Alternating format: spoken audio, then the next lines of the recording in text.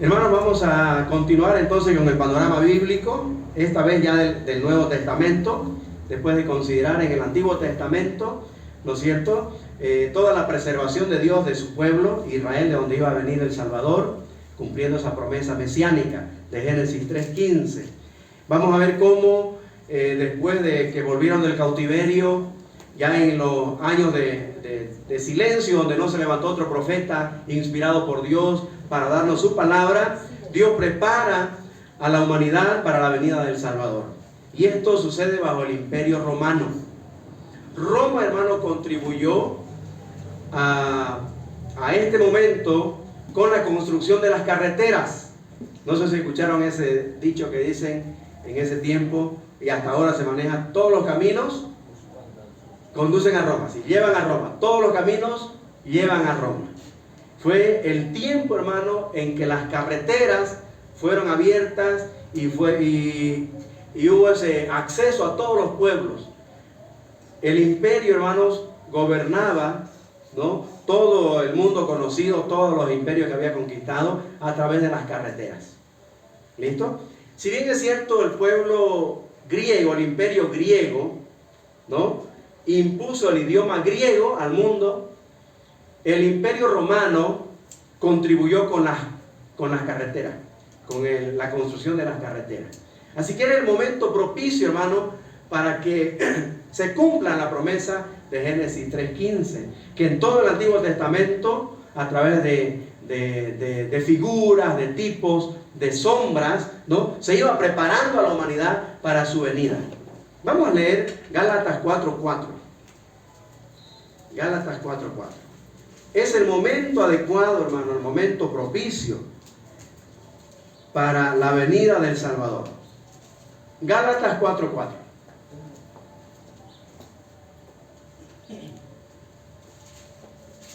Dice así: pero dice, cuando vino el cumplimiento del tiempo.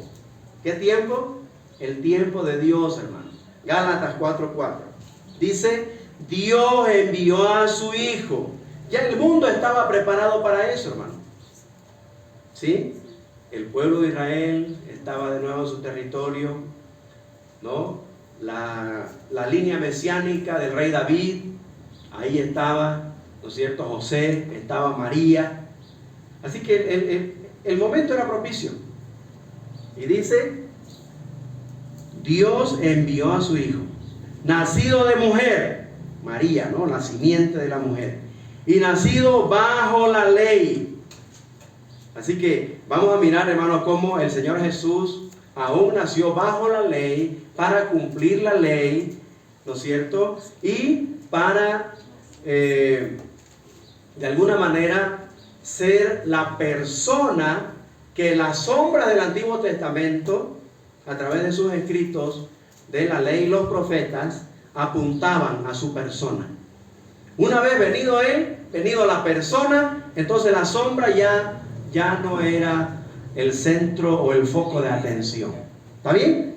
Ok, entonces cuando vino el cumplimiento del tiempo, Dios cumplió su promesa. ¿Estamos por ahí? Ok.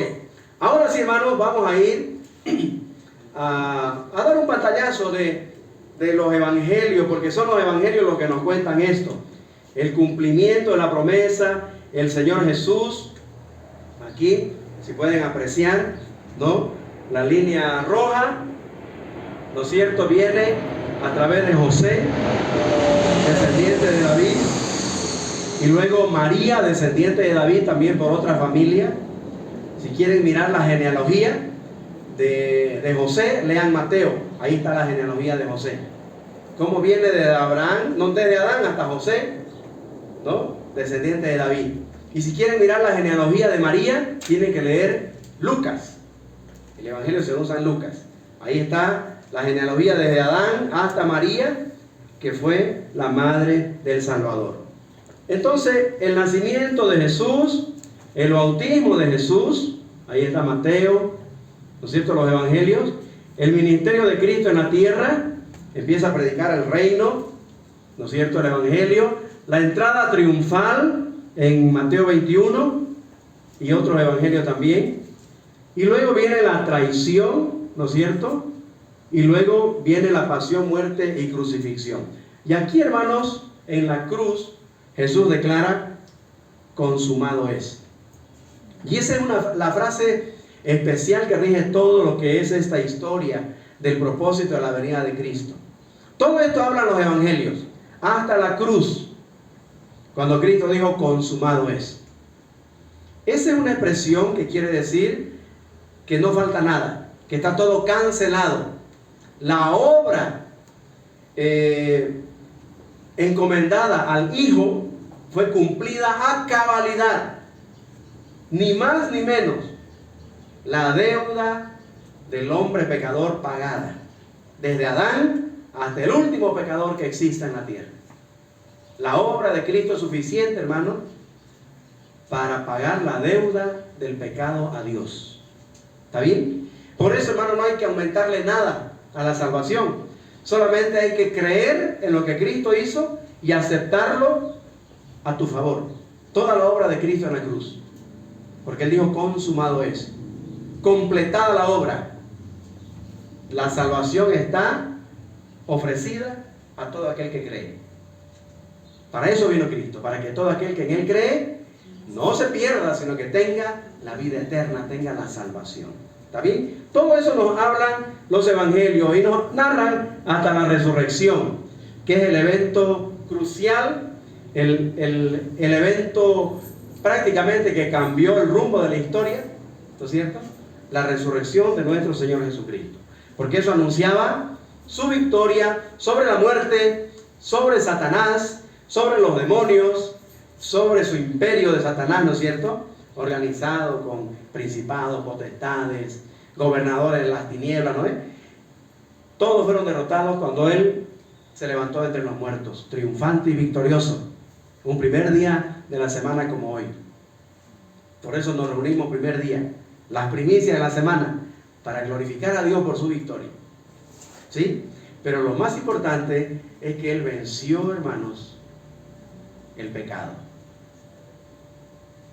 Pagó nuestra deuda a Dios para darnos vida eterna. Es el único que puede darnos vida eterna. Él es la fuente de la vida, para que todo aquel que en Él cree no se pierda y tenga vida eterna. Bueno, Él comisiona a sus discípulos. Todo eso está en los evangelios. Mateo 28, por ejemplo, cuando dice en el versículo 18, 19: toda potestad me es dada en los cielos y en la tierra, por lo tanto, id y haced, acción, ¿no? Mandato. Id y haced discípulos a todas las naciones. Y eso es lo que estamos haciendo hoy. ¿Sí? Enseñándoles, dice, todas estas cosas que yo les he enseñado, ¿no? A que guarden y hagan todo lo que yo les he enseñado. Lo que estamos haciendo, hermano. Lo que queremos hacer con este pantallazo. ¿Ya? Entonces, resumiendo, hermano. A ver. Los evangelios del Nuevo Testamento, ¿ya?, presentan al Salvador. Si los 39 libros del Antiguo Testamento preparan a la humanidad para la venida del Salvador, el Nuevo Testamento ya empieza con los evangelios presentándolo. Y los 4 evangelistas dicen: aquí está, ya vino, Él es. Juan el Bautista dijo: he aquí el Cordero de Dios que quita el pecado del mundo. ¿Se dan cuenta? Los evangelios presentan al Salvador, hermano. No hay dónde perderse. ¿Está bien? Ahora, ¿qué hacen los demás libros? Hechos de los Apóstoles. El libro de Hechos de los Apóstoles, que fue escrito por Lucas, nos sigue narrando, hermano, la historia. ¿Qué pasó después de la resurrección de Jesús? Eso es lo que estamos estudiando los jueves, ¿no es? Ya estamos por el capítulo 16, nos toca, ¿verdad? Hasta el concilio hemos visto, donde tratan el tema de la salvación. Pero el libro de los Hechos nos narra, hermano, la historia de lo que pasó con esta noticia. ¿Ya? Los apóstoles, hermano, empiezan a cumplir la misión. No sin antes, el Señor les dijo: esperen el cumplimiento de la promesa, ¿no? Empieza Hechos narrando eso. Esperen en Jerusalén hasta que yo vaya y de allá les mande el Espíritu Santo. Cuando reciban el Espíritu Santo van a tener poder para testificar en Jerusalén, en toda Judea, en Samaria y hasta lo último de la tierra, ¿no ven? Todo eso está en Hechos de los Apóstoles, Hechos capítulo 1. Y bueno, los apóstoles, dice, obedeciendo al Señor, van a Jerusalén. Cuando lo ven que Él se va, bueno, vamos a Jerusalén, son obedientes. ¿Y qué pasa ahí? Se reúnen en el aposento alto, donde ya habían los demás creyentes, hermano. Habían más discípulos. Ya se habían convertido los hermanos de Jesús. Ahí está, dice, María, sus otros hijos, ¿no es cierto? Otros discípulos de Jesús. En total, dice Hechos 1:15, que habían ¿cuántos? ¿Recuerdan? En el aposento alto. 120, exactamente. 120 habían, hermano. Eran los reunidos. Y ahí están en un retiro espiritual. Porque recuerden que Jesús, después de que resucitó, estuvo en la tierra 40 días. 40 días más. Y luego dijo en Pentecostés, ¿no?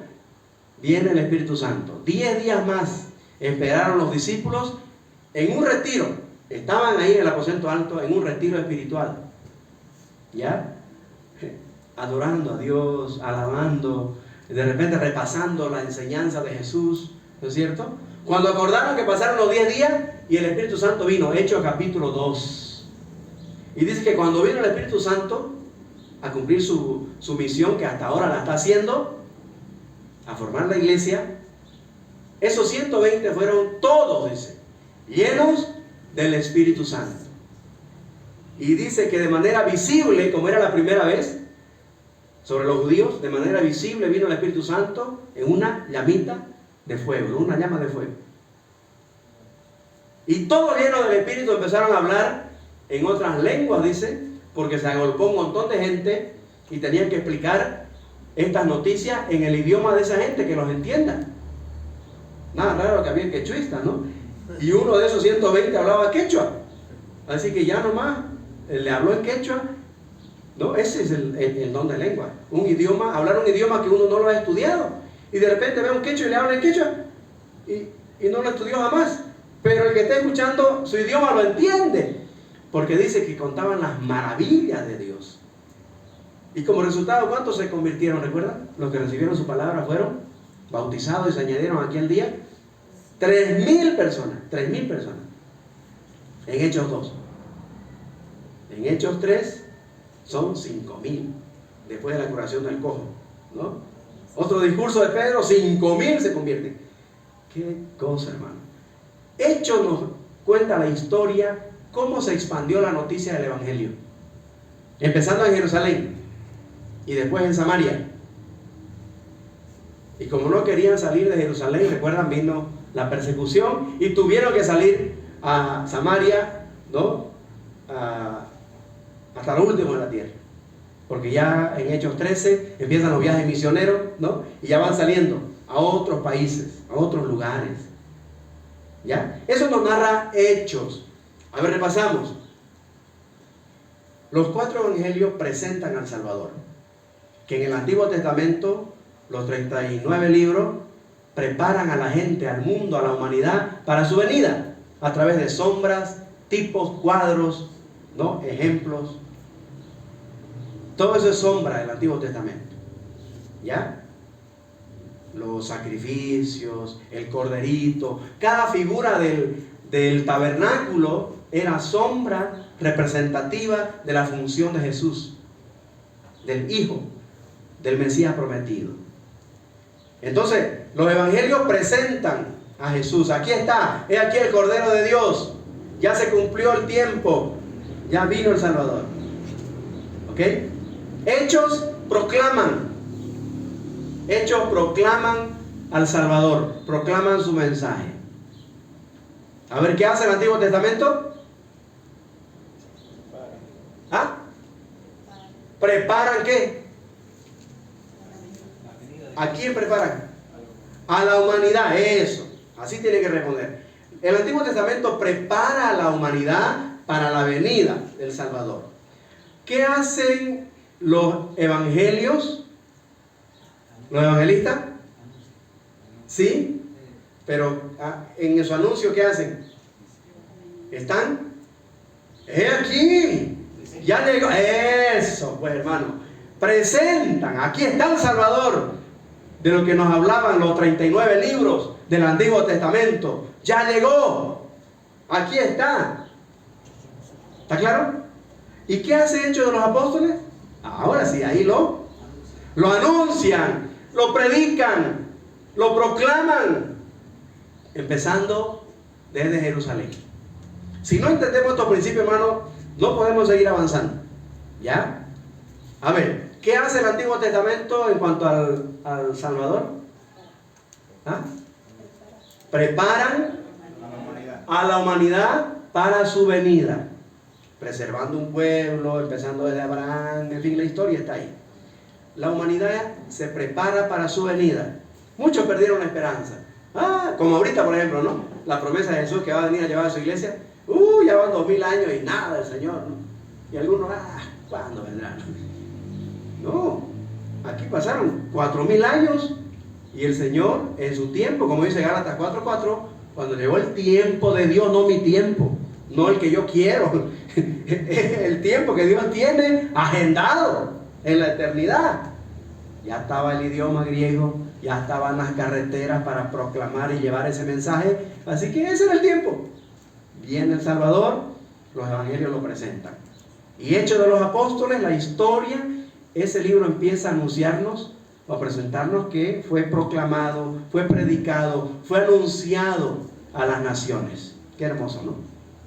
Ahora, hermanos, hasta aquí en la historia bíblica es lo que llamamos el Antiguo Pacto, hermano. Aunque estos 5 primeros libros del Nuevo Testamento están después de que ahí dice, ¿no ve? A ver, vamos al principio de Mateo. La Biblia se divide en dos, ¿no ve? Antiguo y Nuevo Testamento. A ver, abran ahí. En esta página en blanco está todo el Antiguo Testamento atrás, ¿no ve? 39 libros. Aquí está. ¿Ok? Y miren, aquí empieza el Nuevo Testamento con Mateo. Pero aunque el Nuevo Testamento empieza con Mateo en adelante, estos primeros 5 libros, hermanos, son libros de historia que todavía pertenecen al Antiguo Pacto. Porque el Nuevo Pacto empieza con la muerte del testador, como dice Hebreos, ¿no? Con la muerte de Jesús. ¿Me están captando la idea, hermano? Sí. Mateo, Marcos, Lucas, Juan y Hechos todavía son libros del Antiguo Pacto. Nos narran historia de los hechos del Antiguo Pacto. El Nuevo Pacto empieza desde la resurrección de Jesús en adelante. Así que Hechos viene a ser un libro de historia de transición del Antiguo Pacto al Nuevo Pacto. Repito, el libro de Hechos de los Apóstoles es un libro de transición del Antiguo al Nuevo Pacto. Como los evangelios nos presentan al testador, al Salvador que vino a morir, entonces el Nuevo Pacto empieza recién desde su resurrección. ¿Está bien? Lo que significa, hermanos, escúcheme bien por favor, esto quiero que quede muy claro en nuestra mente. ¿Ya? La iglesia nace, hermano, como resultado del mensaje del evangelio, de la buena noticia de la resurrección del Salvador. Recuerden, Jesús habló en futuro de su iglesia en Mateo 16, 18. Él dijo, edificaré mi iglesia, edificaré en el futuro, y la empieza a edificar desde Hechos capítulo 2 en adelante. Y esa historia de Hechos es la transición del judaísmo al cristianismo, ¿ya? De Israel a la iglesia. Por eso, hermano, ojo con esto, no podemos sacar doctrina para la iglesia de los evangelios ni de Hechos de los Apóstoles. ¿Están entendiendo, hermano? Doctrina para la iglesia no la podemos sacar de los evangelios. Evangelio es todavía Antiguo Pacto. Eso es para Israel. Hay muchos, bueno, consiervos míos, tristemente, que usan, por ejemplo, Mateo 24 para la iglesia. No, Mateo 24 no está hablando de la iglesia. Está respondiendo a la pregunta de sus discípulos, que le dice cuando Noé, él dice, destruyen este templo, en 3 días lo levantaré, y ahí empieza un tema sobre los eventos futuros, ¿no? De qué va a pasar con Israel, qué va a pasar con el templo, y etcétera, ¿no? De su segunda venida. Y entonces viene la pregunta y le dice al Señor, Señor, ¿cuándo serán estas cosas? ¿Qué señal habrá de tu venida y del fin de los tiempos? No hay la iglesia ahí, hermano. No hay la iglesia. Y entonces el Señor responde a sus discípulos judíos, esto va a pasar Cristo va a venir a reinar para Israel aún. ¿Ya? Pero no hay la iglesia ahí, hermano, no hay la iglesia. ¿Ok? Podemos sacar lecciones, obviamente, principios, pero no la doctrina. No la doctrina de la iglesia. Es por eso que ya quiero llegar a las epístolas doctrinales. Y vamos a ver qué pasó con Pablo. ¿A quién le reveló el Señor Jesús la doctrina de su iglesia? Y por eso ha escrito toda la doctrina en más de la mitad del Nuevo Testamento. ¿Ya? ¿Ok? Entonces, hermano, volviendo a este tiempo, desde la resurrección de Jesús en adelante, hermano, empieza el periodo que se llama la sexta dispensación. Es el periodo de la gracia. ¿Ok? El periodo de la gracia de Dios. Hasta la muerte de Jesús termina el periodo de la ley. ¿Ya?